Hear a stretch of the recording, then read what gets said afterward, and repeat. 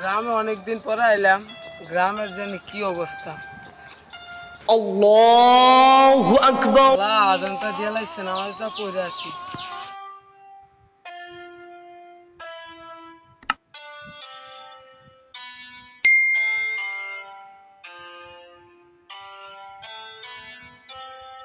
এদিকে এদিকে এদিক কিছু লোকজন দেখা যায়, সামনে দিকে পোলাপান দেখা যায়, তাদের গিয়ে নামাজটা পড়ে আসি।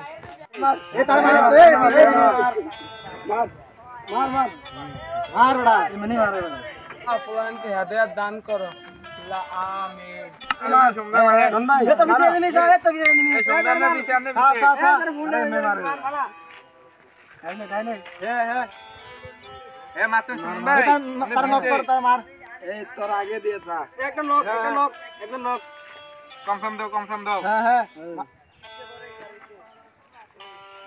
ভাই এদিকে কি করতেছেন?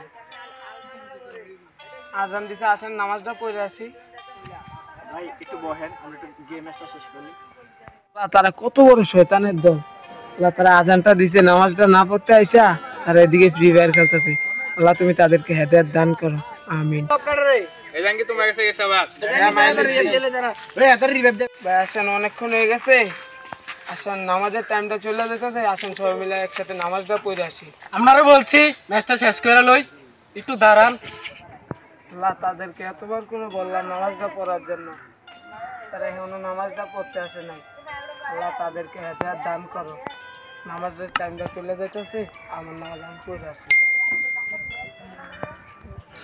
আমাদের সমাজে ছেলেমেয়েরা এখন মোবাইল ফোনে আসক্ত হইয়া খারাপ হইয়া যাচ্ছে।